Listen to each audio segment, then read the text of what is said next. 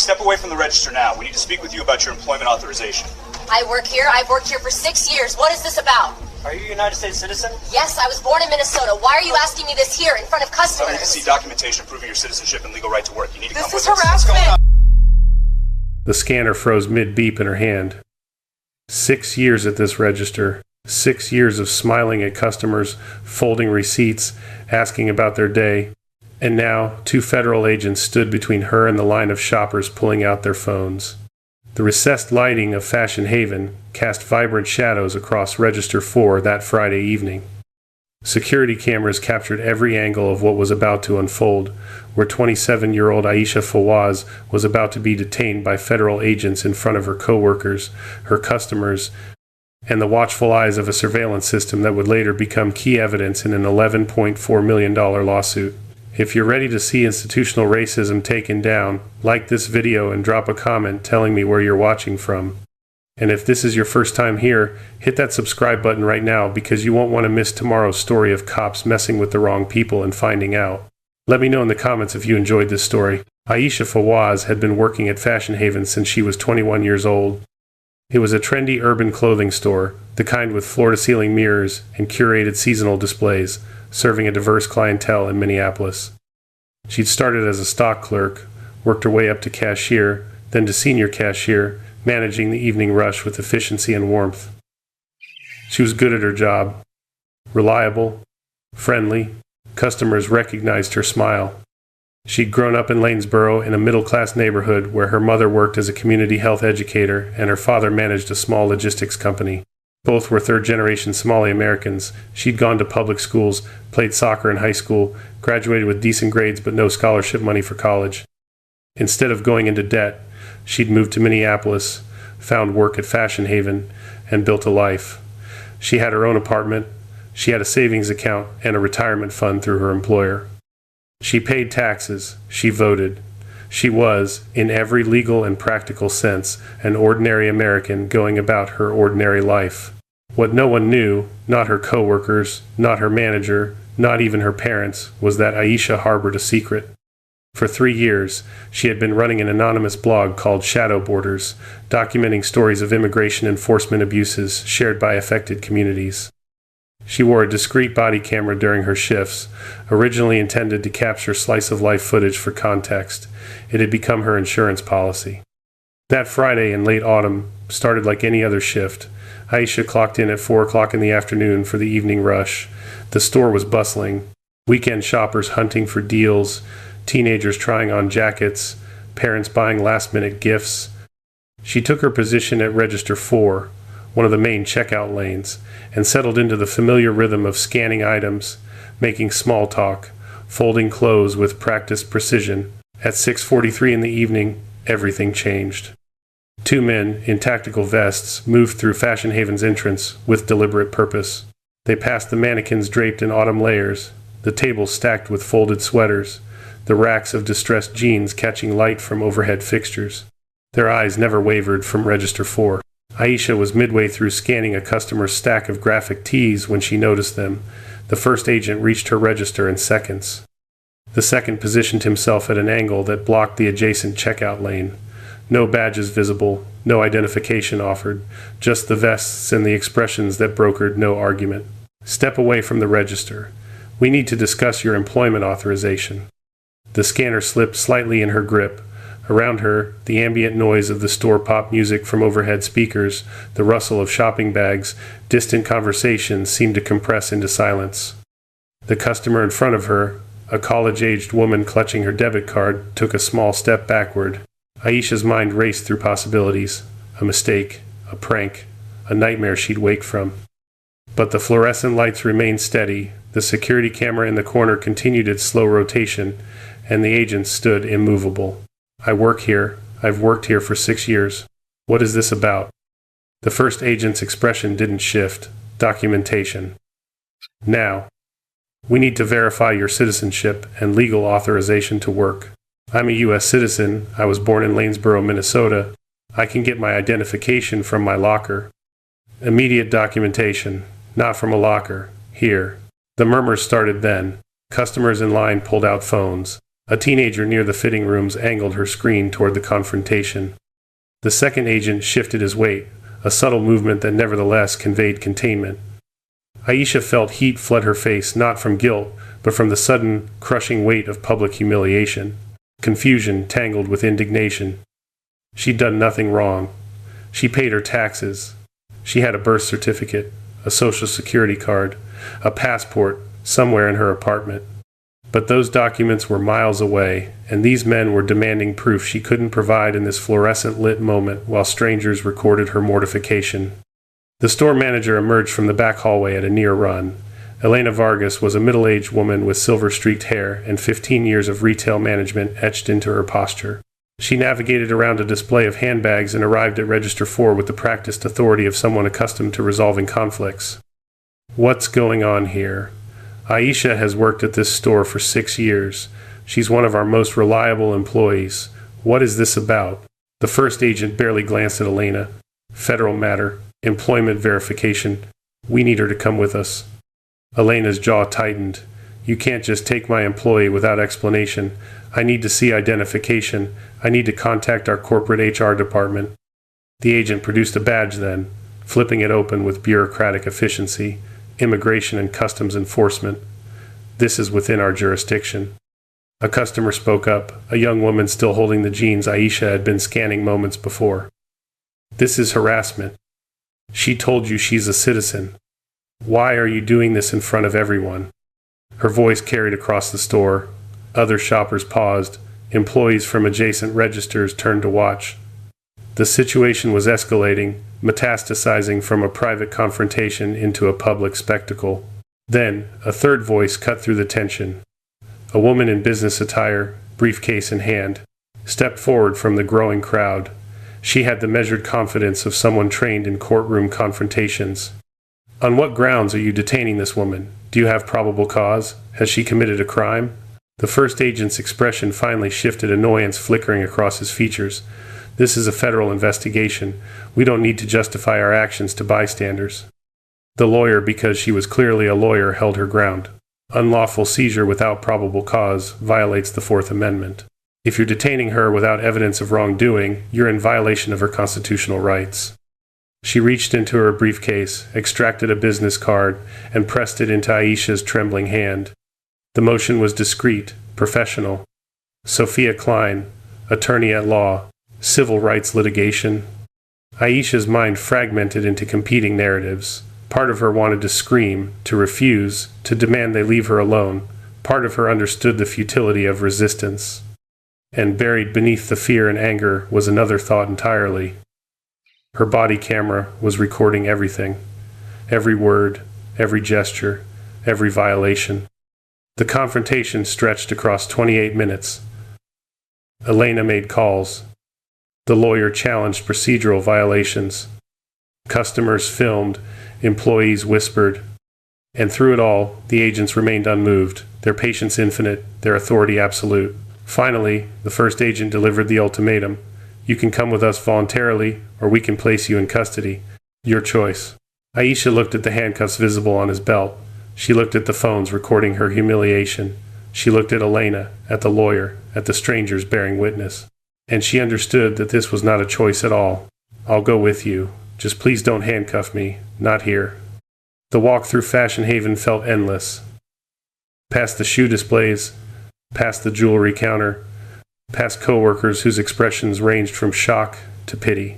The automatic doors opened onto the parking lot where an unmarked sedan waited, engine running. As they guided her into the back seat, Aisha's thoughts turned inward. The body camera pressed against her ribs, a small weight with enormous implications. This nightmare, her nightmare, would become evidence. It would fuel the blog she'd maintained in secret for 3 years. It would expose the system that had just swallowed her whole. The sedan pulled away from Fashion Haven's illuminated facade.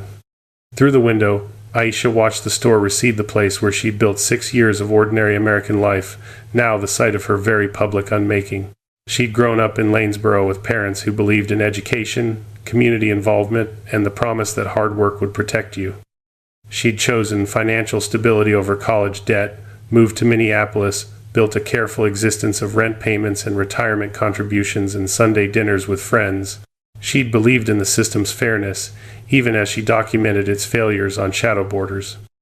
Now the system had turned on her. And somewhere in the irony, in the cruel symmetry of a blogger detained by the very institution she'd been chronicling, Aisha felt a strange, terrible clarity. This would not break her. This would fuel her.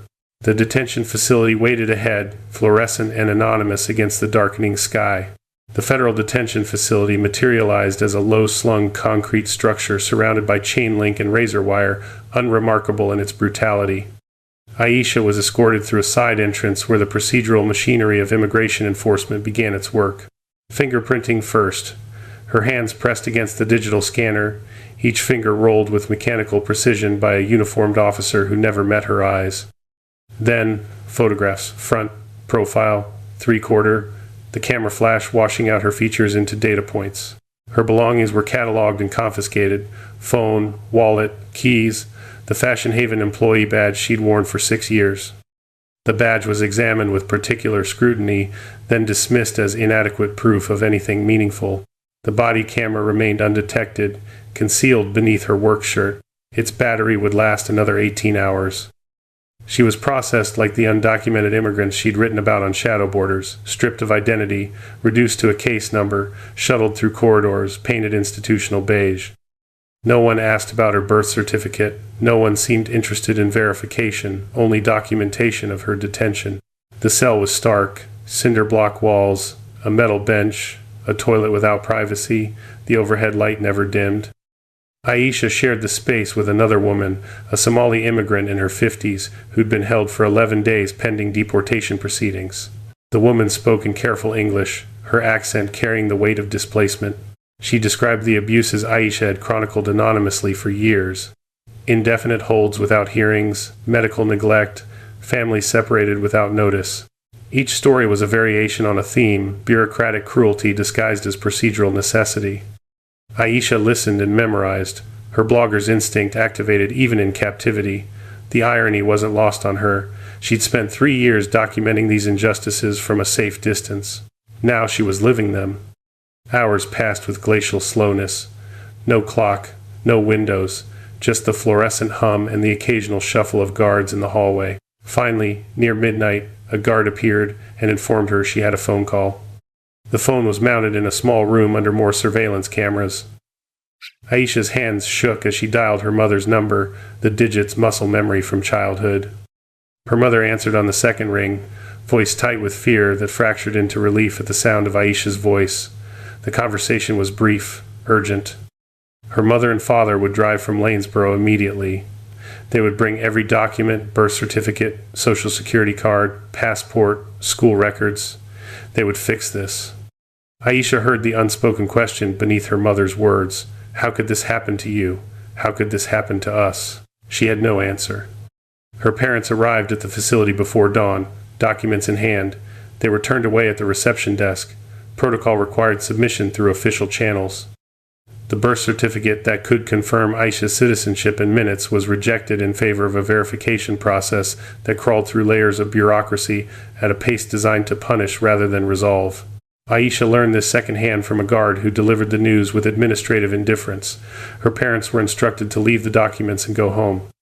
Processing would take time. How much time? Impossible to say. The weight of the system settled over her like sediment. She understood then what her blog followers had been trying to articulate for years. The process was the punishment. The detention itself was the deterrent.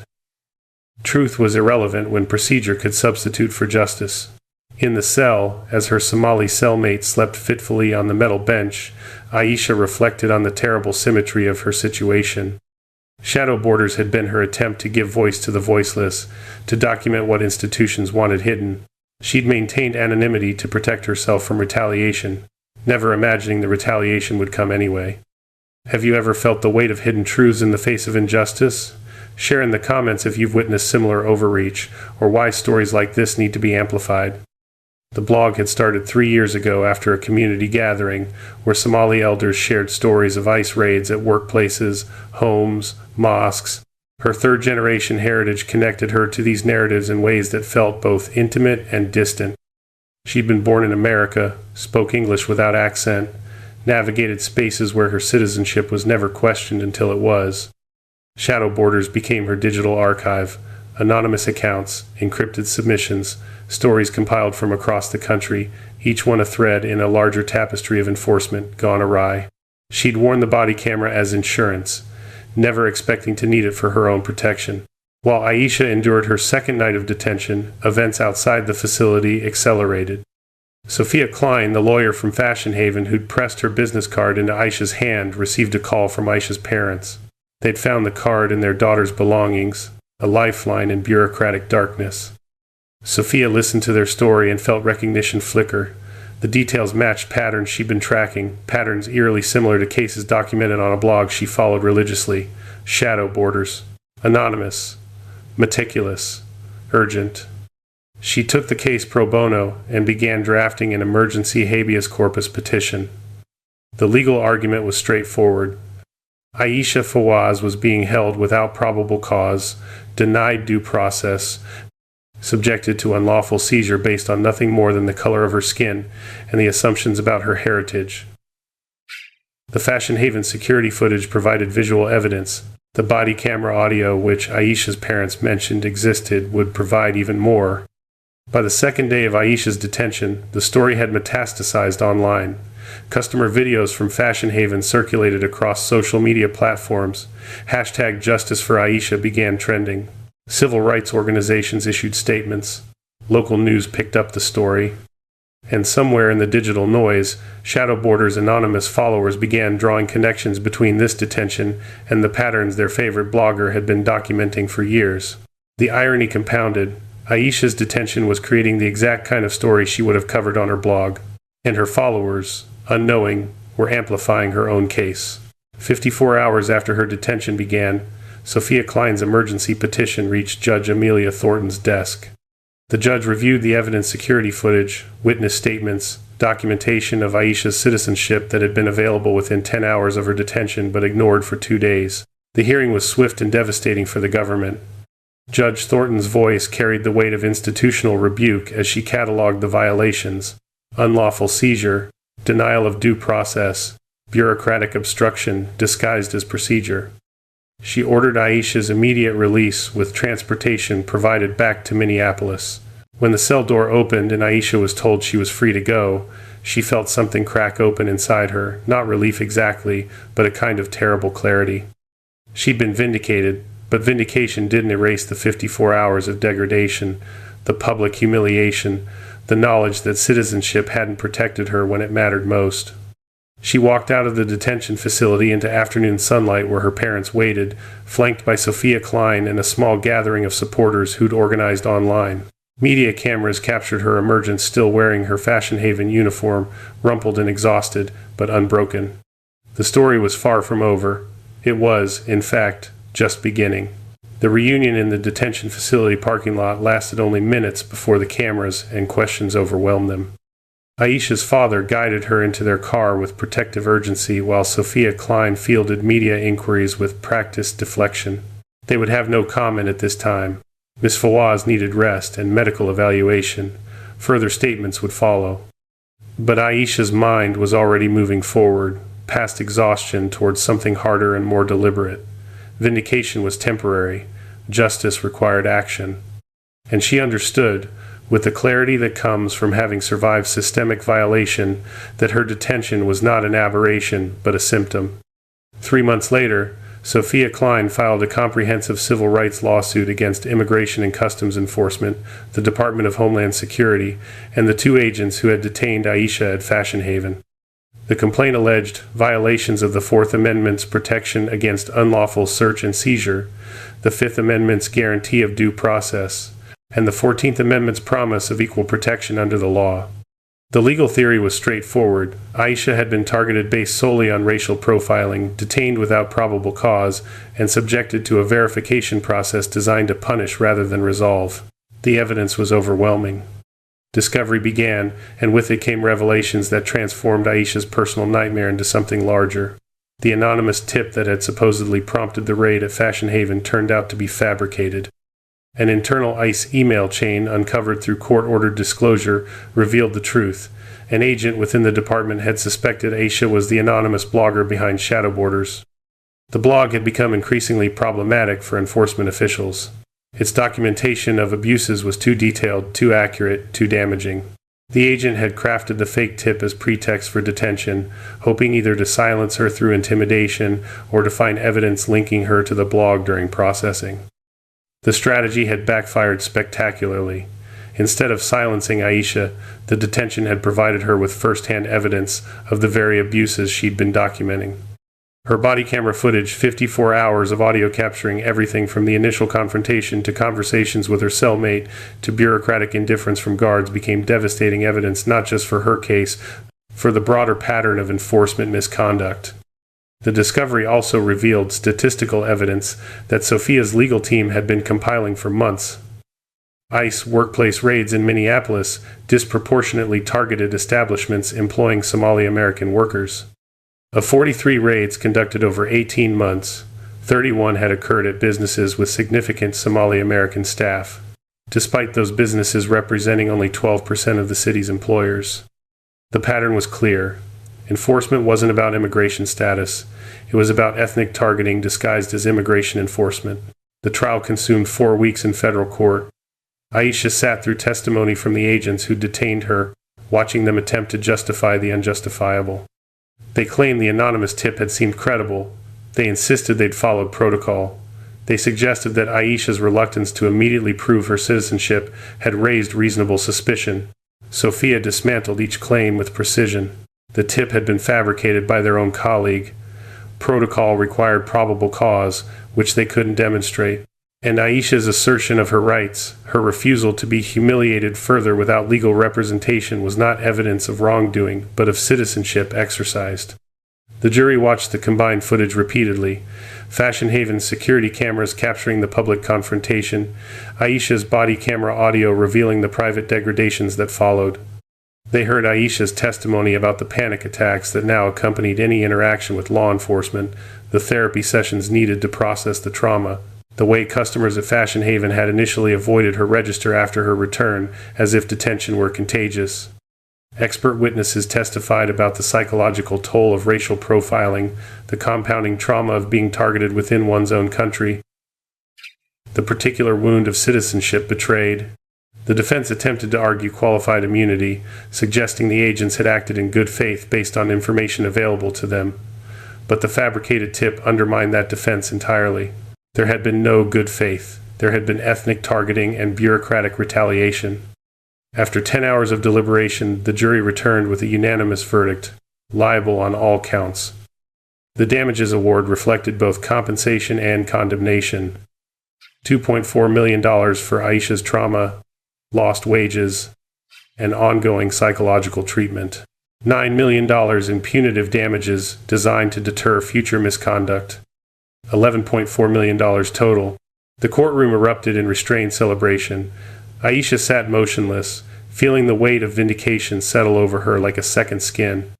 The number was staggering, but it wasn't about the money. It was about the message. The aftermath unfolded across months.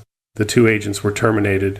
Internal investigations were launched into the colleague who'd fabricated the tip, revealing a pattern of misconduct that led to criminal charges.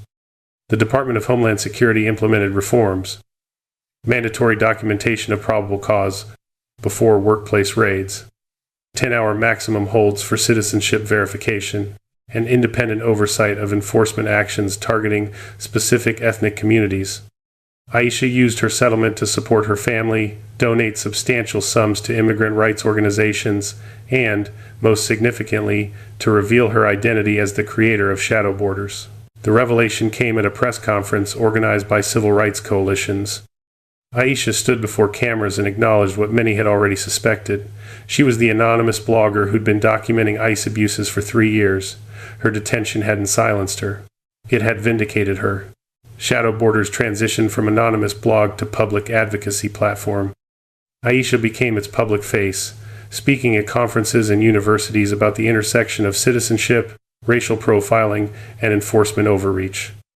She emphasized resilience, not as abstract inspiration, but as practiced resistance, the daily choice to continue documenting, to continue demanding accountability, to continue believing that truth could outlast institutional power. She returned to Fashion Haven 6 months after the trial, not as a cashier, but as assistant manager. The promotion was Elena Vargas's idea, a gesture of solidarity and recognition. Customers who'd witnessed her detention now approached with support rather than avoidance. The store became, improbably, a symbol of resistance, the place where a citizen had been unlawfully detained and then, through evidence and advocacy, had exposed a system's failures. The story concluded not with neat resolution, but with ongoing commitment. Aisha appeared at a national reform conference 1 year after her detention, addressing an audience of advocates, lawyers, and affected community members. She spoke about her hidden voice becoming public, about the cost of whistleblowing, about the necessity of documentation in an era of enforcement excess. She challenged the audience to question what belonging meant when citizenship alone couldn't protect against profiling. She urged protection for those who documented abuses, whether anonymously or publicly. And she left them with the evidence of her own transformation, from cashier to captive to catalyst. The legacy wasn't just the $11.4 million or the policy reforms or even the agents held accountable. The legacy was the question she posed to power. How many others had been detained without cameras recording? How many stories remained untold? Shadow Borders would continue documenting those stories, but now, with Aisha's face and name attached, the blog carried a different kind of authority, not anonymous testimony, but witnessed truth, backed by a verdict that confirmed what communities had been saying for years. The system could target citizens, it could detain without cause, it could rely on racial assumptions disguised as enforcement protocol, but it could also be held accountable. Justice was possible.